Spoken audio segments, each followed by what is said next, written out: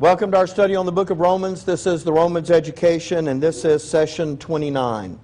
Now, I know we've been out of pocket here for a couple of weeks because of the break, but before I kind of catch us back up to where we are, I want to say something that is vitally important. I have more of those flashcards we're going to hand out today, but that's not exactly what I wanted to tell you.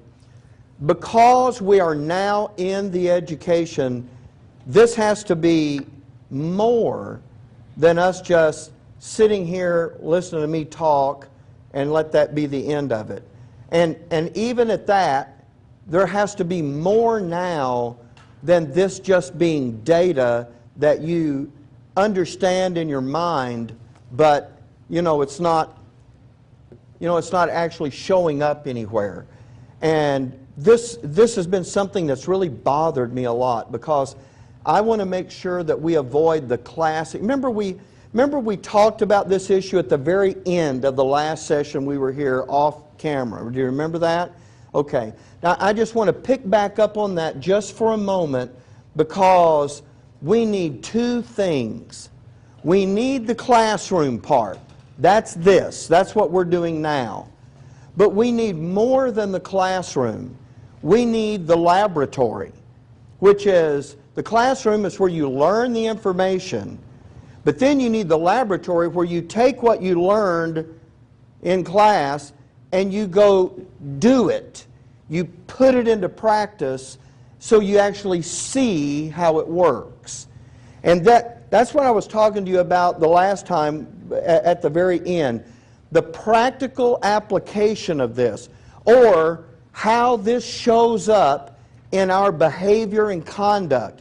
Because if it doesn't get there, this isn't going to work the way it's supposed to work. Now, for our thinking, we hear what we're supposed to think in the classroom, and to make sure, because if you hear it but you don't recall it, it can't work in you, and you won't accidentally do it.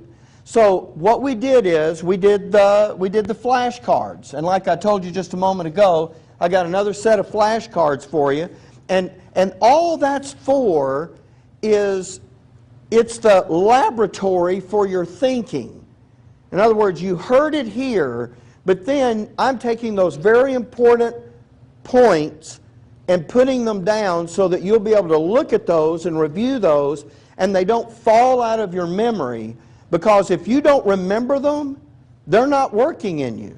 And so that was kind of the laboratory for the thinking part.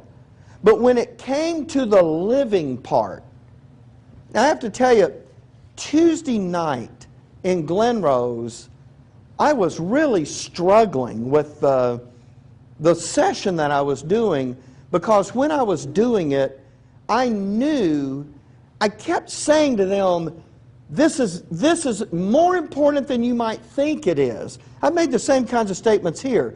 This particular thing I'm talking about now is more important than you might think it is. We can't let this just fall by the wayside. We've got to make sure that we're doing this. But you know what I wasn't giving them? I wasn't giving them a lab, so to speak, in which to go put that into practice so that they could actually put their hands on it and do it. And I couldn't put my finger on it while I was doing that session as that was the problem, but I knew some element of this was missing. And it bothered me so badly, I felt like the whole session I was struggling with it. And then it wasn't until after that was already over, of course, that I finally was able to put my finger on that. And in fact, Mark and I he went Tuesday, and we were talking about that on the way back.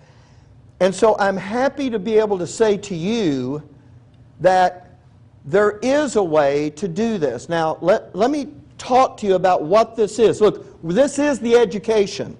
And what I'm talking about now is an element of this education that's going to make the difference between this really working in us and that's just kind of knowing about something, but how to implement it we don't really ever do. So this education is no good without this. You understand? So let me just give you this example that I'm talking about. In the last 11 words of Romans 12:3, we have those words, according as God hath dealt to every man the measure of faith. And I told you then that that is where, because of that measure of faith, that is where, that we're all given, by the way, that is where godly love gets generated in us. But remember, I defined for you the last time that that love is not an emotional love, but that is a, well, in the notes I'm telling you this, it's a volitional love. In other words, you are choosing to value and esteem the other members of this assembly because we have all been given the same measure of faith, which is the responsibility to labor with our Father. And then through those body attributes, we found out we can't do it alone. We've got to have this whole body participating and cooperating and serving and responding in order for this to work the way it's supposed to. But the thing that bothered me is I thought, okay, even though we've explained this godly love is not sentimental type love, but it is choosing on purpose. I'll give you. Let me use me as an example. It's me choosing on purpose to value and esteem Audie because I recognize he is part of this body and he has been given the exact same measure of faith I have been given. In other words, he's been given the same responsibility to labor with his Father. He may do it in a different office, but that office is as needed as any other office. And it doesn't matter who we are in here, we feel the way we do about each other because of that. And it's real easy for me to like Audie just because I like him and he's my friend. But I've got to like him, not like him, I've got to love him for a different reason than that. I've got to love him based on this that was given to me in Romans 12:3. But do you recognize with me how difficult it is to think about that every time you're looking at the members of this assembly? That's not an automatic thing that you do. And you just kind of look at people, and you know what? I look at different people in here, and before this, I've looked at it and said, I love you all for different reasons. Some of you are characters, and you can't help but love characters, right? And some of you are like me, you're not a character, but you have other things that cause you know, for me to love you the way I do. But here's my point. I have to love all, yeah, and you characters know who you are, right? Okay, but I have to love all of you as members of this assembly based on verse 3. And I'm thinking to myself, if it's that hard for me to consciously do this when we're together, it must be the same way for you. So, that was my problem.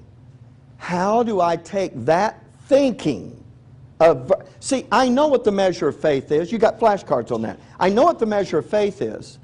I realize we're all needed in order for this body to labor with to be one body in Christ and labor with our Father. I realize that. But how does that thinking get translated into some action on my part? That was my hang-up. So what I would like to do right here, instead of just, and I am going to blurt it out and tell you in just a moment, I would rather you think with me for just a minute about how this can be done practically in our lives. Because if you do it, and you do it, and you do it, you know what happens after a while? That becomes the default for you. And then you don't have to consciously think about it. You're just operating out of that automatically. And that's where I want us to be with this. So that the things of our sonship are so automatic with us. To get it wrong we'd have to stop and think about something else on purpose.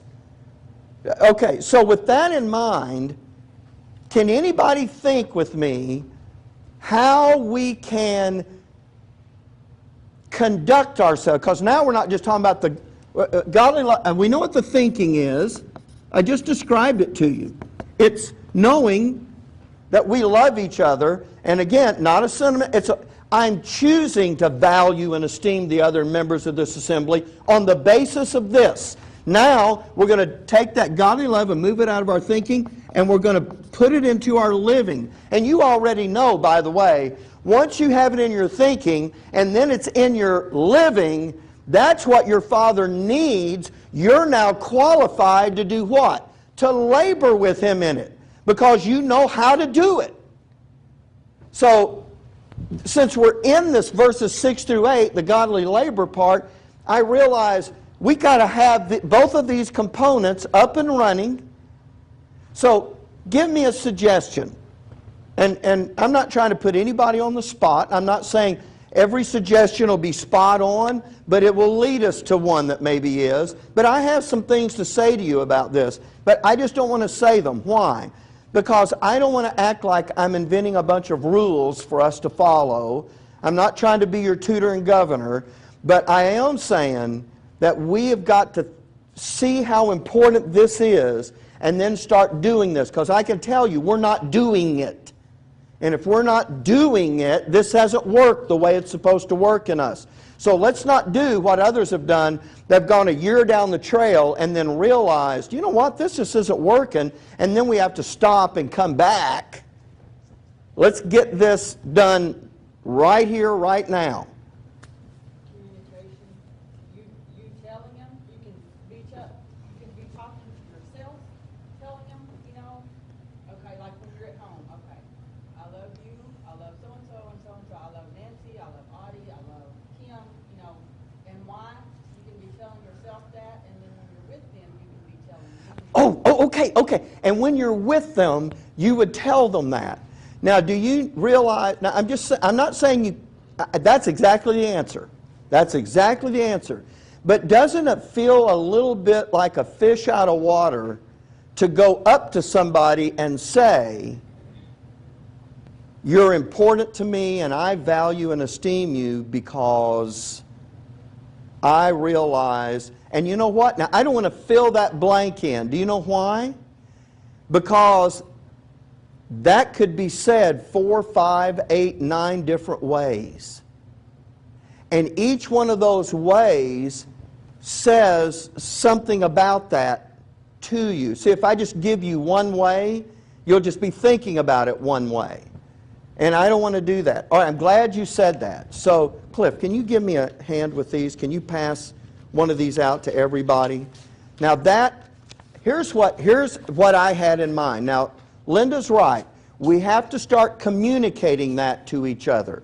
Now, what I did is I just printed up a little slip here, and maybe you would say, now some of you, verbalizing it is the most natural, easy way for you to do it. For others of us, we can write down what would be way more uncomfortable to say. But we have to be able to do this. By the way, so all I put here is, it's just a suggestion. You don't have to do anything with it. But if I was writing this to someone, let's say I was writing this to Karen, I'd put her name up here and I'd put the date on it, and I would say, I value and esteem you. And I left that with just 3 dots because I may actually want to say that a different way. I may want to say, instead of saying I value and esteem you, I may want to say, the godly charity that I feel toward you. I'm saying the same thing, but I'm using that word from Corinthians this time instead. Or I may say this way. I may say, I realize you are critically important to this assembly. I'm essentially saying the same thing again.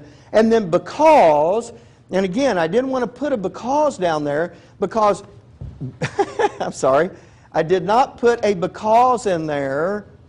I can't get away from it, can I? Because Verse 3 tells me why, that I've got to put verse 3 in my words to say it to you.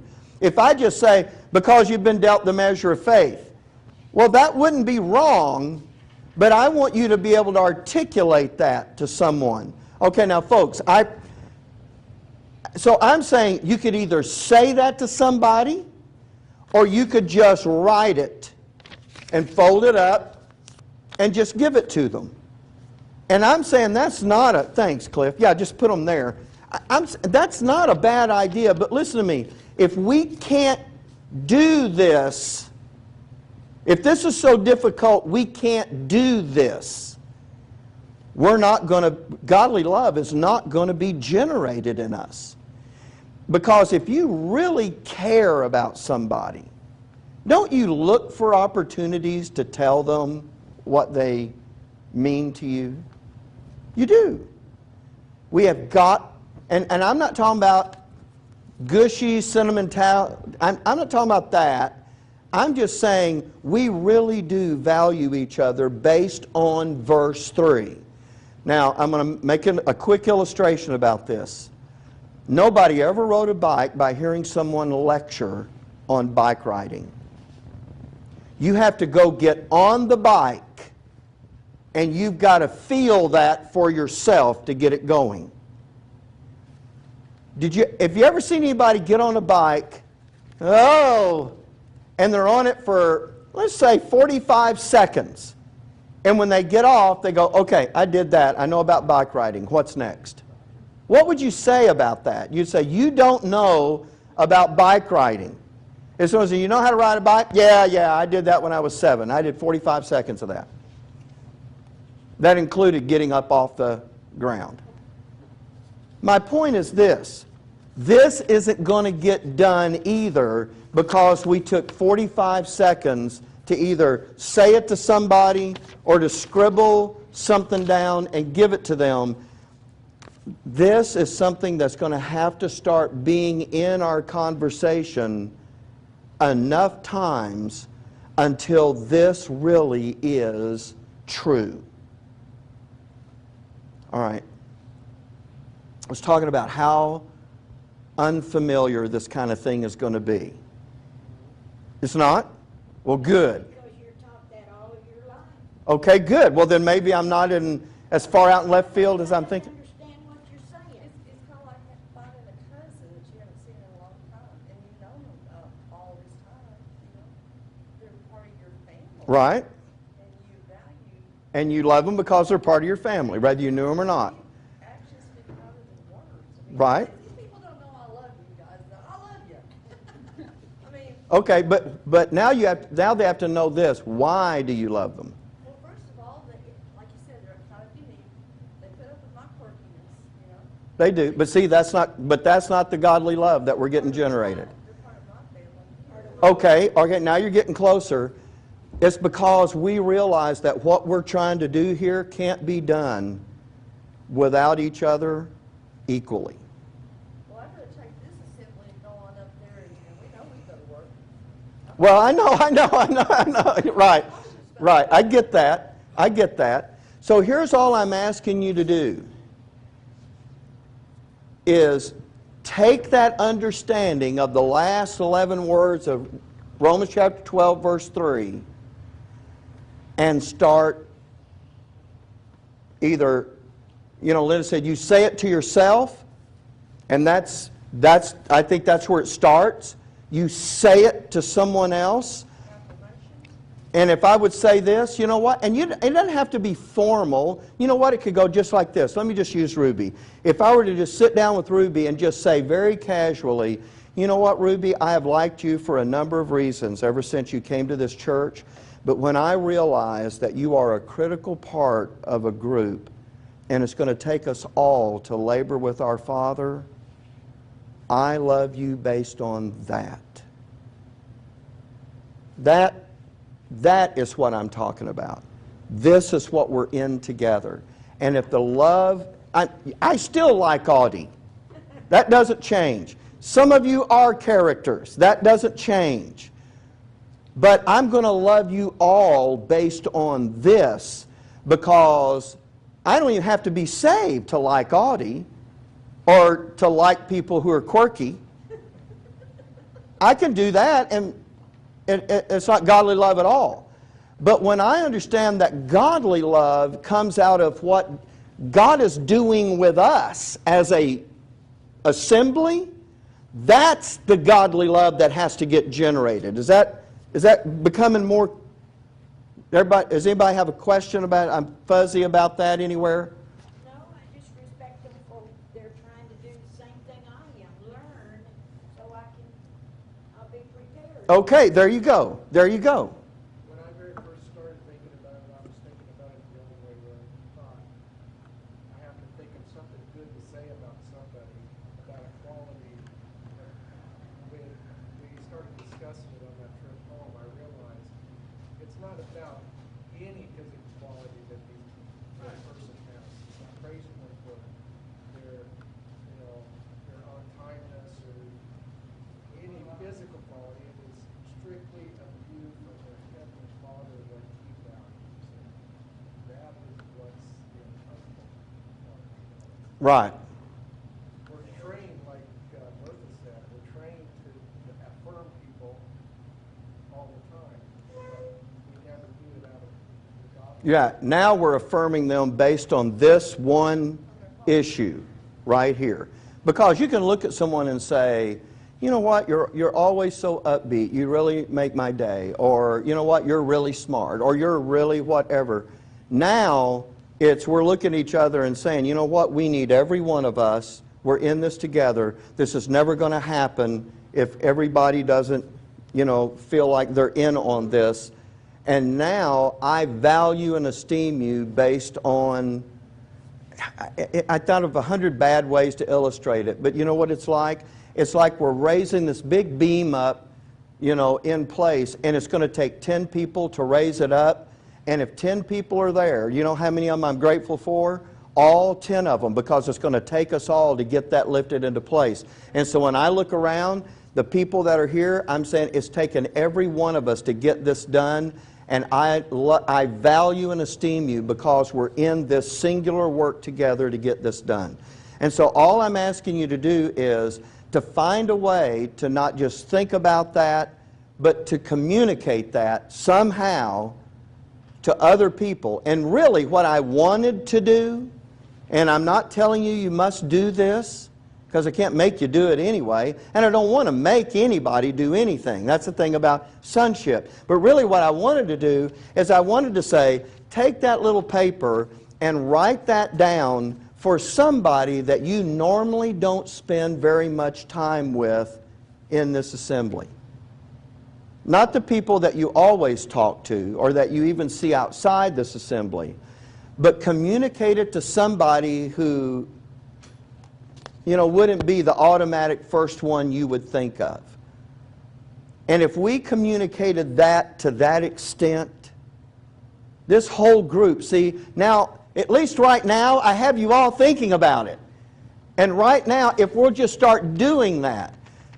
Now, if you're Karen, I know you're looking around going, who do I not talk to? Because, okay.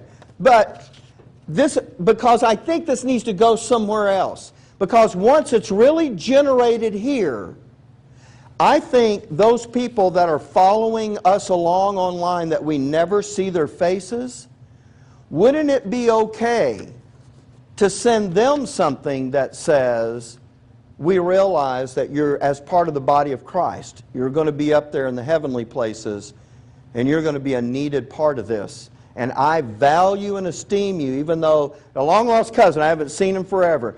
I haven't seen you, I have never met you, but I know what the measure of faith is for you. It's the same that it is for me, and I value you based on that. Because this, I'm not saying that right now we have to do that outside, because we got to get that going right here. But this has got to move out from here, and if we don't have it here, we don't have anything to move out with. It's just like Karen had said a while ago, well, hey, we're here, when we get up there, we know we can all work together. Yeah. But that's the thing, it's not just us. It's not, yeah, right, and we're going to have to put up with the rest of them. No, I'm kidding, I'm kidding. I know I said that on tape. This is, I know Clinton will realize the same thing.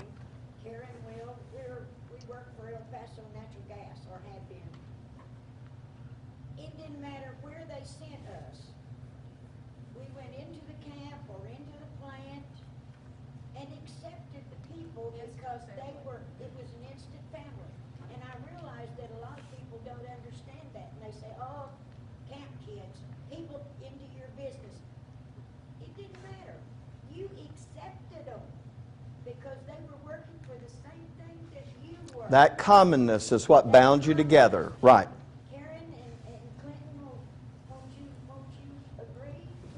There is something there that most people don't get. Well, it's that way now. You know, we have two crews. And we know everybody on our crew, and we know exactly who's going on vacation and who's not gonna be there. Right. And, you know, we know if we're gonna have a full house or not. Right. And it's, I mean, we know everybody individually.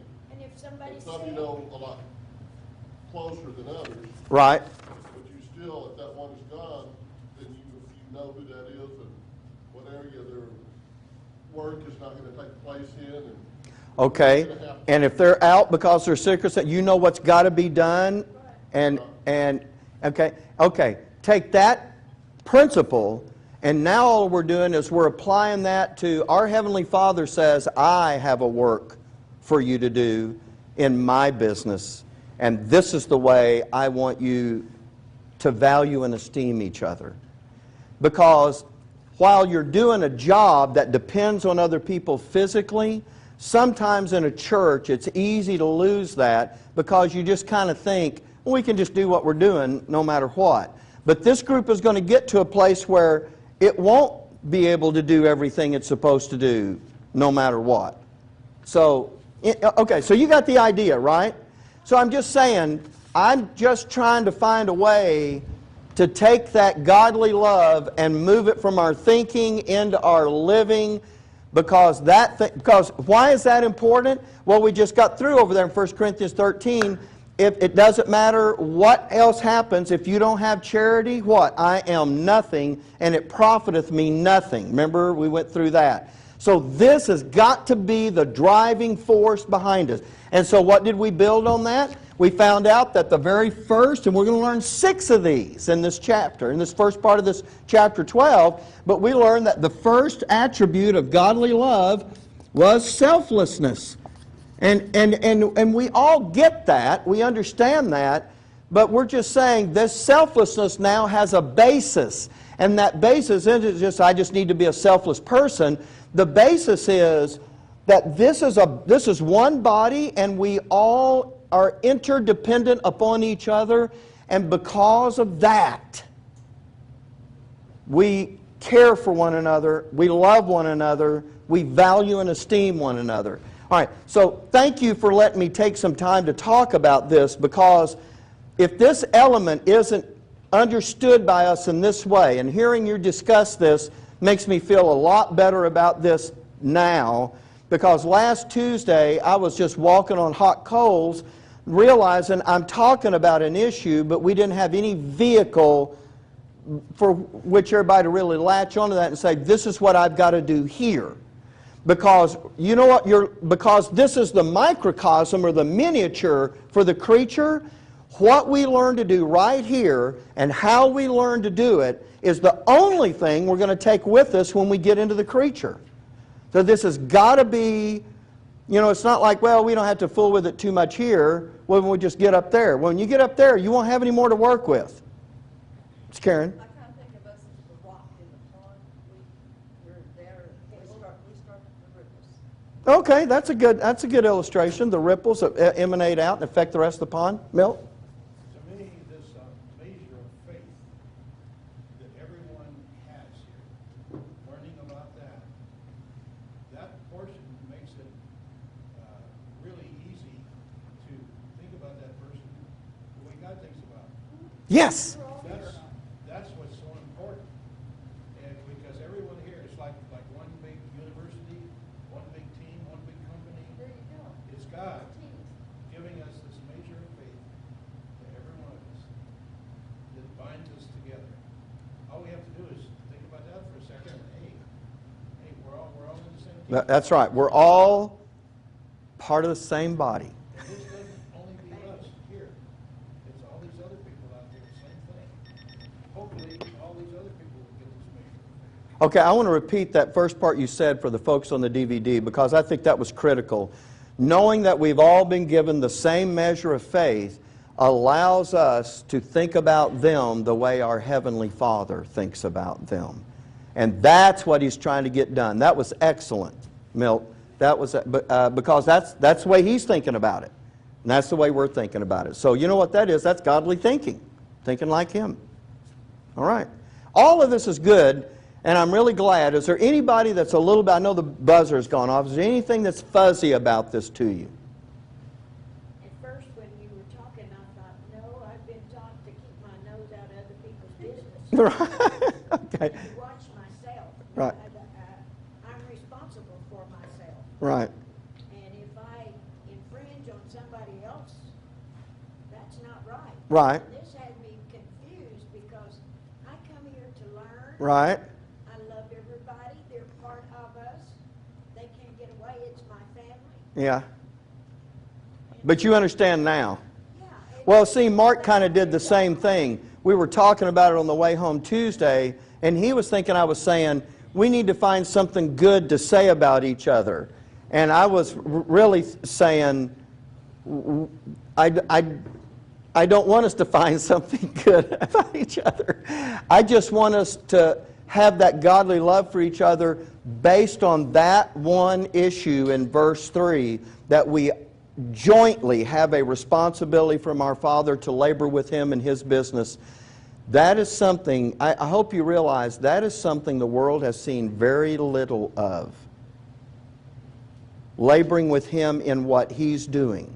Because now when we pick this back up in verses 6 through 8, we're about to learn the first way that this assembly is actually going to labor in an issue of our Father. So, boy, I feel a lot better about this. Okay, a good investment of this. Okay, well, good. We're all